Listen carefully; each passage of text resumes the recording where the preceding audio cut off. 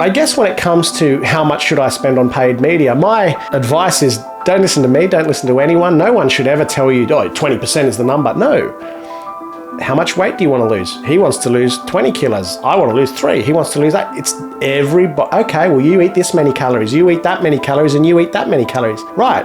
What net profit do you and you want? It's the same concept. So welcome back to the eHustle. And of course, if you like what I'm doing, don't forget to like it, to rate it 5 stars, to share it, to subscribe. You know the drill. It all helps. Today, a hot topic in e-commerce, how much should you be spending on ads in your online store?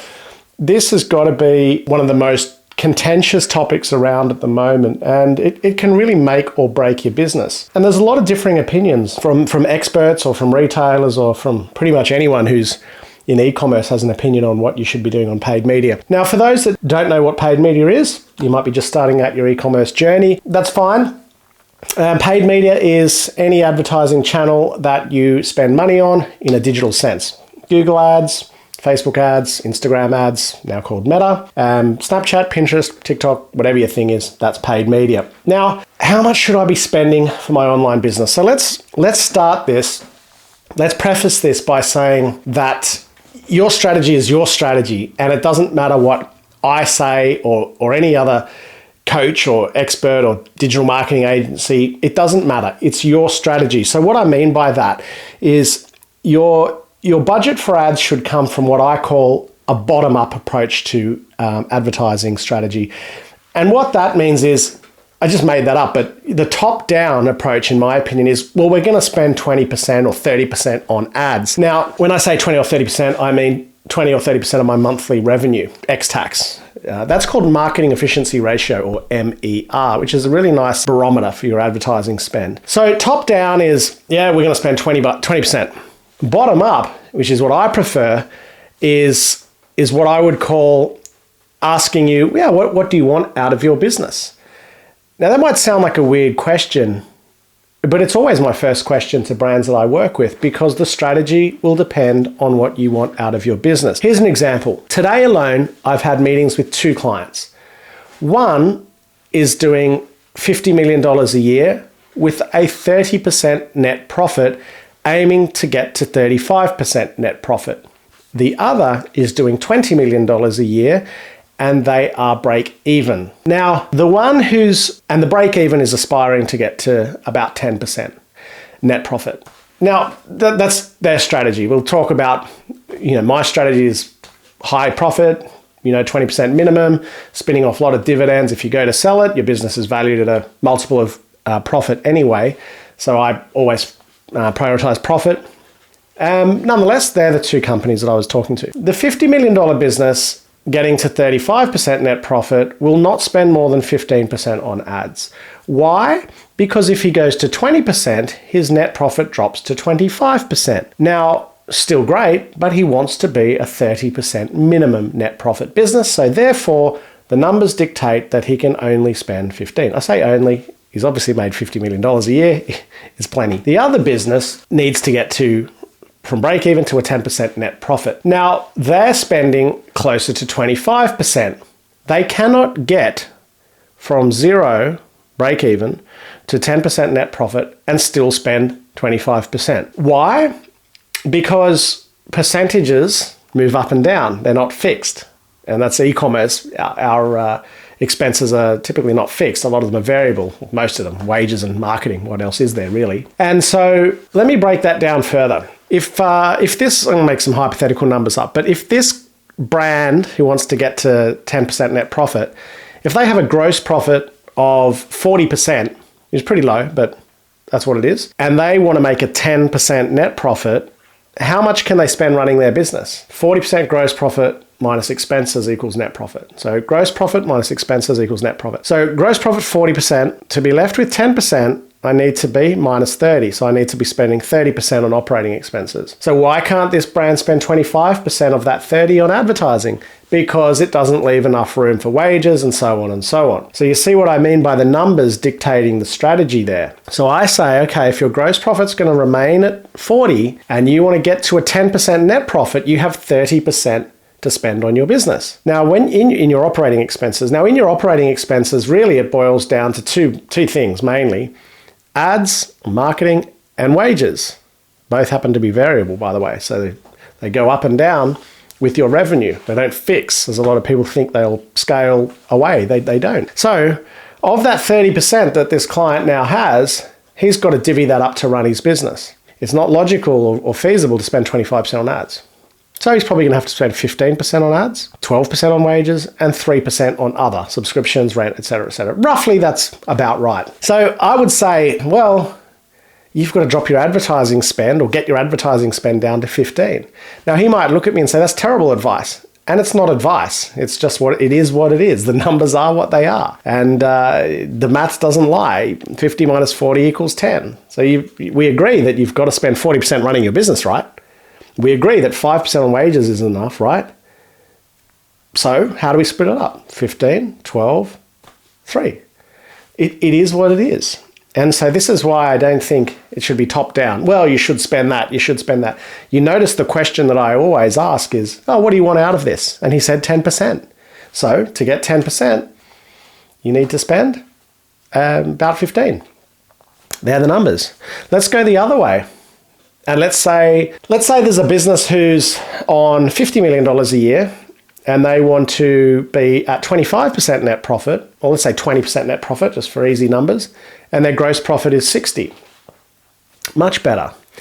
All right, so if they want to get to 20% net profit, how much have they got to spend running their business? 40, because 60 minus 40 OPEX, 60 GP minus 40 OPEX is 20 net profit. So they got 40. So that business can probably spend, 20, 22, 23% on ads, and still have enough 10 or 12% on wages, and still have enough to be left with the 20%. So you've got to take that net profit number first and say, what's your goal? Doesn't matter what I say. Absolutely doesn't matter what I say. What's your net profit goal? That's what you need to be working out. If you haven't sat down and thought about that, it's very hard to formulate a strategy. And if you have no strategy, you have nothing to execute on and you're just flying blind. So you can't just spend money and hope to make money. You have to ladder it up from what do I want out of this? If I start working with a personal trainer in the gym, he's going to say, or she's going to say, what's your ideal weight? And I'll set a target. Or what's your ideal bench press? And I'll set a target. So I'm asking you, what's your ideal money to take out of the business? Not sales. What's your ideal money to take out of the business? Why do I say not sales? Well, you want to make $1 million a month, spend $1 million a month and you'll make it. Fantastic. How much do you want to actually make and take out of the business? Well, I want to buy that house that's on my vision board, so I want to make $1 million a year. And we work out the numbers and we say, okay, well, that means you need to be roughly pulling out at your current revenue rate, you need to be pulling out 20% net profit. And you just work from there. Oh, okay, so I need a 20% net profit. Now, sometimes I've certainly had the case where brands will say, I want to get from a 6% net profit to a 20% net profit. I say, great, I love the goal. Now, what's your gross profit? And they'll say, oh, my gross profit's 50. And I'll say, cool, well, 50 minus 30 equals 20, which is my 50-30-20 rule. 50 minus 30 operating expenses is leaves you with 20, right? Do we agree on that? Yeah. But you're spending 30% on Facebook ads. Yeah. Where's the rest of the money? So I say, well, you've got to pull that ad spend down.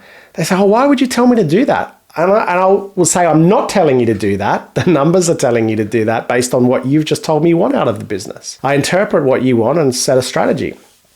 And so that person, a real scenario, says, well, if I drop my ad spend, won't my revenue decrease? So it probably will a little bit. Why is that an issue? Oh, because then I won't be able to pay my bills. Well, hang on. What's the real issue then? The fact that you can't pull a bit of money out of your marketing spend because then you can't pay your bills, does that tell me that you've potentially lifted your operating expenses to a level that's not sustainable for your business? So your OPEX is too high? Or if not, your OPEX is good, is your gross margin so low that there's not enough payment? Everything's just a bit too tight, either on the OPEX or the GP. That's the real issue, not that I'm telling you to bring your marketing spend down. So that's the bottom-up approach that I take. And I hope that makes sense to people because it's really important. If you're a new business starting out in e-commerce, of course you're going to spend more than an established business as a percentage. Your MER is going to be higher because you have no compounding repeat customers. You have no organic traction. Now, again, if you're a newbie, that depends. You might have a cashed up business who comes in and says, I'm going to lose money for, Amazon lost money for 10 years. There's many businesses that do that. And they say, yep, I'm just going to acquire customers. Great. Some of them spend 100, 200, 300, 400% on advertising to acquire customers. If it's a side hustle, you're probably going to want to pull that right back. But it's common to have to spend more. But spend more for 3 months, 50, 60%, whatever, burn a bit of cash, make sure you know how much cash you're going to burn, and then start to bring it down. You should always be trying to spend less on advertising, not more. And let me tell you, the best brands don't have to spend much on advertising, not just locally, but internationally as well. In my group, G'd Up can spend nothing on ads and make $1 million in a day or more. Budgie Smuggler spends a few percent on paid media. They invest in their community. And the real test of your brand is what happens when you turn your ads off. Now, if you're listening to this and you say, turn my ads off, I'll get nothing, you're too dependent on ads. Or you're forcing your product down people's throat because your product maybe isn't that good or your brand's not that good. But the stronger brands can turn their ads off and still make some good money. And of course, when you spend less on ads, you're more profitable. You spend 5% on ads versus 20% on ads, you're 15% more profitable. So you should be working as hard as you can on building that brand. And to do that, you build a community. You need to worry a little bit less about customers and a little bit more about community, because if you build a community of followers, people who adore what you do, many of them will turn into customers. But if we just chase customers on a transactional basis, they're not great brands. Now, if you're finding that you're one of those brands who has to spend 25 to 30% on ads, I'm straight away not necessarily looking at who's running your ads or what's your strategy. Like you'll pop your head in there. But often there's something else at play, because like I said before, Facebook or digital or paid media is not always responsible for your growth. By the same token, it's not always responsible for your failures. So if you're having to spend 25 or even 30% on ads to just break even or just make a bit of profit, I'm not going to say that's your paid media's fault. That's probably an indication that you don't have product market fit. If you went onto your website and your conversion rate was like, let's say your AOV is 100, 120, you need a conversion rate of around 2%. Let's say your conversion rate is 1%. Why would we bother cranking up our ads to send traffic to a 1% conversion rate site? They're not converting anyway, so let's fix the conversion rate.